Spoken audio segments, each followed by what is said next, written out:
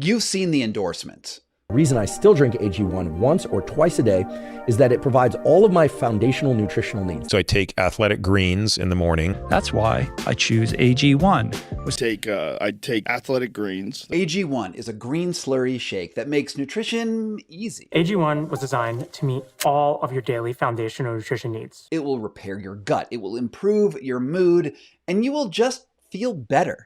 For just $3 a day, or about $90 a month after you use an influencer's discount code. If you'd like to try AG1, you can go to drinkag1.com/Huberman. I mean, I guess that sounds great. Who doesn't want nutrition to be a little easier? The sales pitch has made AG1 a billion-dollar company and a staple on ad reads on every fitness-forward podcast. I mean, unlike other shills in the wellness world, their website features clinical science and flashy graphics of your obviously nutrient-deficient self filling right back up to optimal levels. It's so awesome that it will make you want to dance.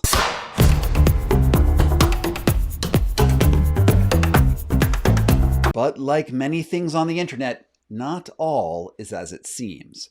If you've been on this channel before, you've probably come across one of my most popular videos ever. The true story of athletic greens and the real estate scam that started it all. Chris Ashenden had to flee his native country of New Zealand after he was convicted for 43 breaches of the New Zealand Fair Trading Act. After hiding his money in a Byzantine maze of corporate shell companies, he showed up in America like the villain from The Music Man. He got trouble. Ashenden's mostly spirulina empire was built in the shadow of a documented scam. AG1 learned about that video before it aired and hired one of the most intimidating legal teams in the country and threatened to sue me back into the Stone Age if I didn't kill it. But it didn't work, and once I released it, the backlash was swift. The founder got fired, and I heard through the grapevine that they lost $45 million in subscription revenue. But there was something that my earlier reporting missed, or maybe to put it another way, something that I didn't try to do. I was focused on the scammy history of its founder, not the actual science of the powder itself.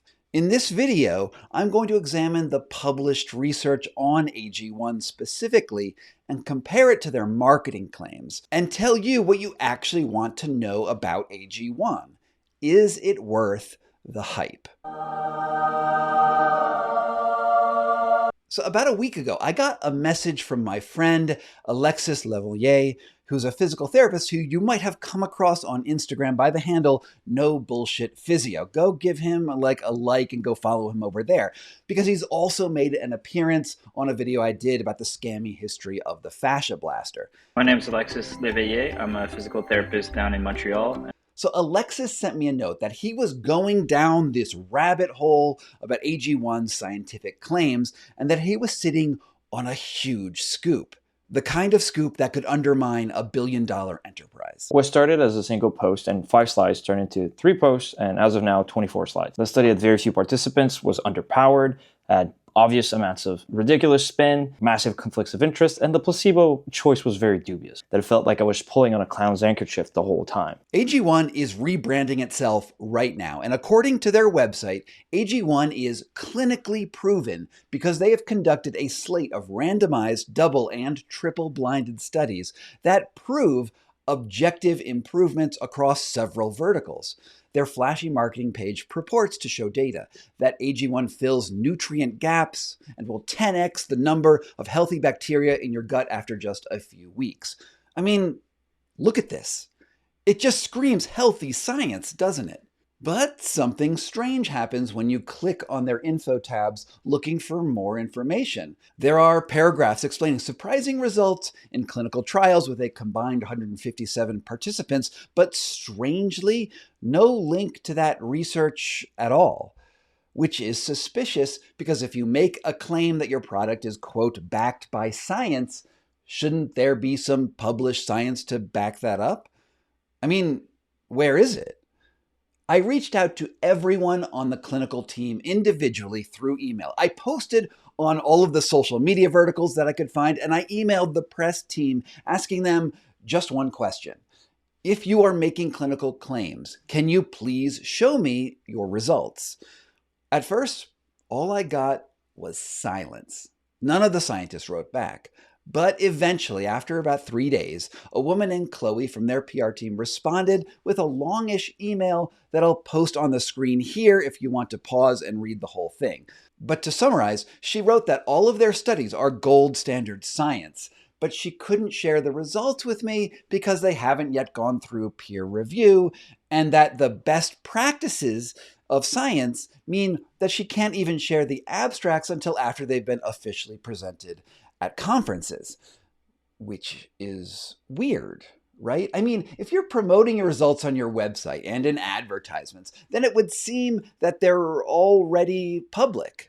If you're all about the science and all about transparency, then why lead with marketing? What are they hiding? In other words, I asked them for their data and they basically just responded with this.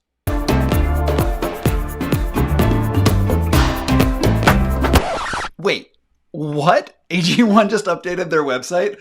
Okay, so what I just said was true at the time I said it, but something changed. After I started reaching out to AG1, they did a complete rebuild of their scientific research website, adding a lot, like answering the questions that I asked them in emails, but doing it in this public format, which makes me think that I am doing a service to AG1. So what I'm telling you in this video was true at the point I recorded it, and at the end, sort of middle end, I will update to what their update actually says.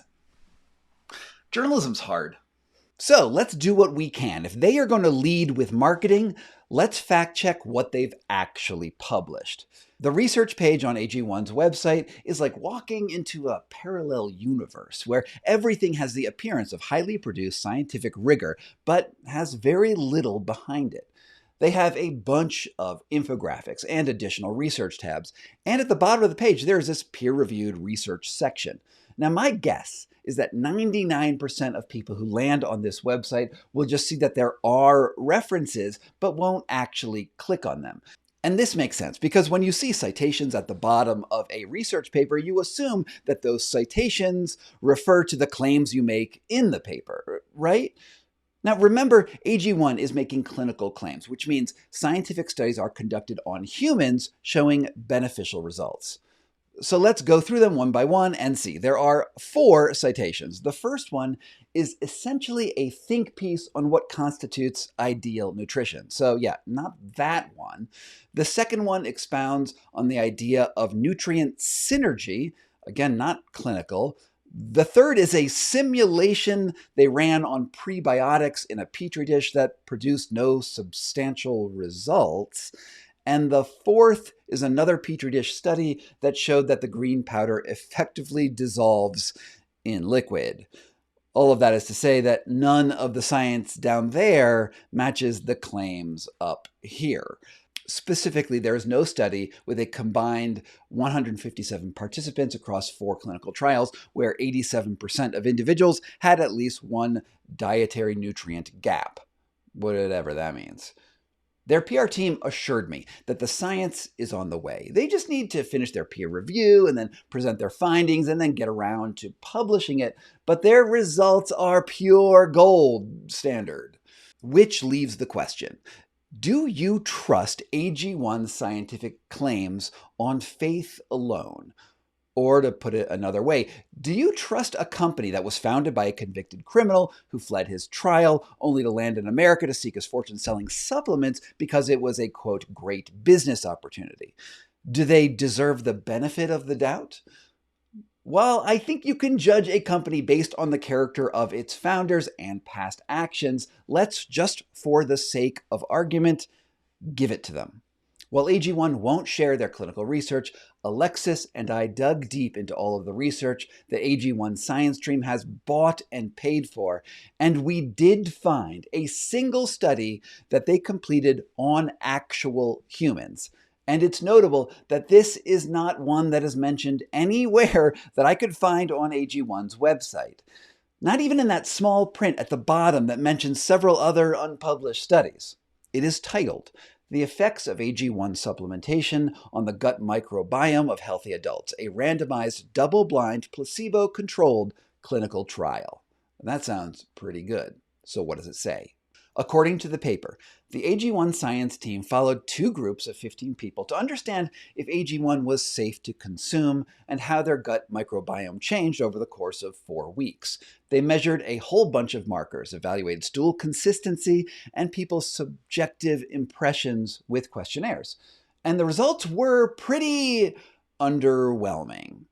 These 2 graphs show the diversity of the microbiome, how it changed over the trial period, and you can see that those bars are pretty much identical on either side of the trial. In fact, in the second graph, the placebo actually looks like it was a little more diverse than the people who took AG1. So there's that. But AG1 also helpfully reported on the specific species of bacteria that changed over the course of the month, and these will change naturally anyway in anyone. And these graphs, well, they're just a little weird. Because they don't report on the same species in the placebo and the AG1 groups, it's not easy to compare the 2 except to say that they both saw decreases in Clostridium. The results are pretty much a wash. Again, except it's worth noting that they give their active group a pleasing green color and their placebo group a more troubling red one. So in fact, once you correct for baseline differences in gut microbiomes, it seems that AG1 decreased more taxa, or types of microorganisms in your gut, than it increased overall, with 19 rising and 21 diminishing. To me, worse than a wash doesn't warrant a ringing, clinically backed endorsement. To quote their conclusions, while there were positive changes in enrichment, alpha diversity did not change significantly in the 2 groups, which is consistent with previous findings that administered probiotics to healthy individuals. In other words, their own canned research found that AG1 didn't actually do much. Stool consistency didn't change, the microbiome didn't change, and according to the questionnaire, people's quality of life was basically the same as well. The only thing that was useful here was that it did seem that AG1 was safe to consume, which is a pretty low bar. But there was one last thing about the study design that is at least worth noting. Every experiment needs a placebo to measure the thing you are actually studying. Placebos need to be inert or they mess with the results, because if the placebo also has an effect, then you don't know if your results are because the baseline of the placebo is moving or if your active experimental ingredient is the cause of the change that you're looking for. For instance, if an experiment uses bleach for a placebo, household bleach, also known as chlorine bleach, then you can bet that your active group will shine in comparison. In this study, they chose maltodextrin, which is a sugary plant starch, which is fortunately not as bad as bleach. Here's what they write about why they selected it. Previous reports suggest that maltodextrin is not entirely inert and exhibits an effect on the gut microbiome. However, to date, it remains the most commonly utilized placebo in previous studies. And this is potentially critical because the studies they cite, as well as other ones that I've dug up on my own, show that maltodextrin actually causes measurable negative effects on people's bowels and their psychological assessments. In this study published in the European Journal of Nutrition, independent researchers did a statistical analysis to show that a full 63% of research studies that used maltodextrin as a placebo were affected, and that puts the validity of those studies into question. Now, that article came out in 2022, which means that Athletic Greens had 3 years to look for another placebo. Now, I corresponded with one of the authors on that study who wrote to me that there was no reason that you couldn't just use water as a placebo. We all know that water is inert, and it would be so easy to design a placebo response from it by performatively pulling out an eyedropper of water and dripping it into water, saying that it was actually just a clear, strong medicine, and presto, I've just invented you a better study design that doesn't have an obviously and well-studied negative effect. And to be clear, this is a bigger problem than just AG1 study. It affects a huge swath of microbiome and gut research. If 63% of microbiome studies are getting results because of poorly selected placebos, then what are we even measuring? To me, this means that even the tiny benefits that the AG1 team could squint their eyes at and fish out positive results for are likely also meaningless. Not only that, but by using a placebo that they know is likely to cause their active ingredients to look better, they knowingly deployed and designed a study that gave AG1 a leg up for more favorable results. This is not neutral or objective science. This is what you do when you have bought and paid for research. This is part of a trend to use scientific papers as marketing materials, not for actual scientific merit. This moves us farther away from truth instead of closer to it. It's another sign to me that the character of the founder has melted down into the science they purport to conduct. And this brings me back to what AG1 is all about. If a company claims that they have science backing up their product, then they should be able to produce the science that they say supports their case. So as I mentioned earlier in this video, after I started getting in touch with their PR team, they totally revamped their website. They made it look a little bit more science forward and included about 2 or 3 other studies, including the study that I just talked about, which wasn't there originally.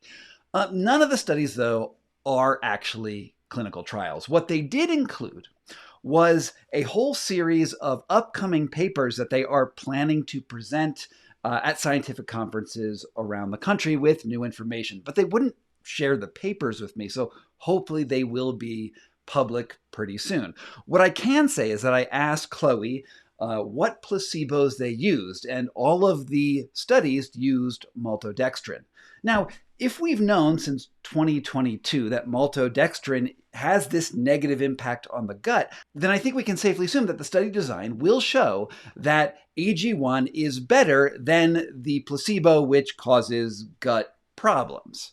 I have a little bit more to say, so let's go back to my original script. None of us should expect that AG1, a billion-dollar company, is going to be honest. We all know that honesty doesn't pay on the internet. Supplement grifters and influencers prey on our hopes for magic pills to fix all of our problems. When you buy a sack of AG1, you are buying into the belief that the slick marketing and influencer sponsorships provide, not objective change to your gut microbiota, your adaptogenic potential, your mitochondrial energy reserves, or whatever other buzzy bro science term they are shilling.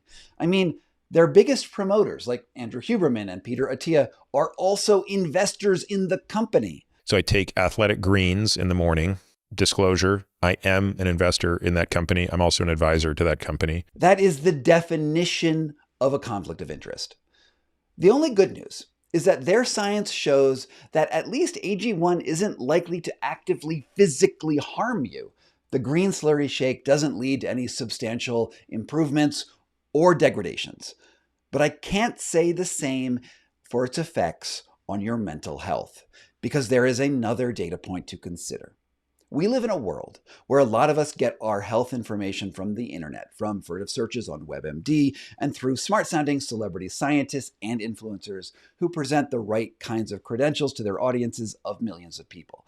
We listen to their bought and paid for advice and lend them even more credibility than we do to the constant drone of pharmaceutical commercials with their endless fine print on TV and online. We look for answers and are convinced by a veneer of science because very few of us have the time or ability to actually look under the hood and really understand what is going on for ourselves. Indeed, when we do our own research, oftentimes our lack of basic scientific literacy leads us to incorrect conclusions. So I'm going to say this. While AG1 won't actively physically harm you, buying it does harm your mental health. Because when you fall for marketing of inert and probably useless miracle powders, you become more susceptible to other grifters in other areas of life. If you want to be mentally healthy, you need to be resilient to slick marketing and be as suspicious as possible of the wellness industry as you are to the horrors of big pharma. And on that, I have one more point to make. My original report on AG1 was dangerous for me to produce. Not only did their PR team lie to me to push me off the scent, they also threatened to sue me.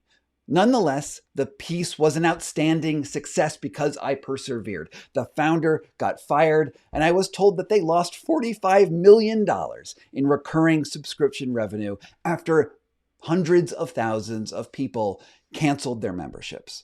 Meanwhile, I personally made about $6,500 through YouTube ads, which, if you ask me, is a perfect illustration of the unequal arms race between truth tellers and the liars, scammers, and manipulators who take advantage of you every day on the internet. If you were one of those people who canceled their memberships, then my reporting directly saved you $1,080 a year. I'd like to ask you to value independent journalism like this at 1/10 as much as you once valued AG1 and sign up for a premium subscription to my Substack newsletter for $8 a month. Reporting like this is how we keep exposing liars, cheats, and charlatans across the griftoverse. Even if you were never an AG1 customer, there is a good chance that at least one of my reports down the line will give you tangible benefits. Sign up for a year and cancel after that if you don't think I'm keeping up my side of the bargain. There is a whole universe of people on the internet who will lie to you and tell you what you want to hear so long as you buy their scammy products. But the hard work of independent journalism only actually works if my listeners realize that if they're getting something for free, then they're the product and not the customer. Please don't make me sell supplements to make this channel viable. That would be a bad look. And remember, go follow Alexis at No Bullshit Physio over on Instagram to see his infographic for even more context and detail that didn't make it into this video. He does a lot of good work over there. From PokeBear LLC in Denver, Colorado, this was Scott Carney Investigates. Thank you so much for all of my supporters on Patreon and on Substack who make this work possible. The contributions you give keep this sort of independent journalism on the air, and I really just could not do it without you. If you want to get early access to my work and get your name on the honor roll right over there, please sign up at the links down below. From PokeBear LLC in Denver, Colorado, this was Scott Carney Investigates.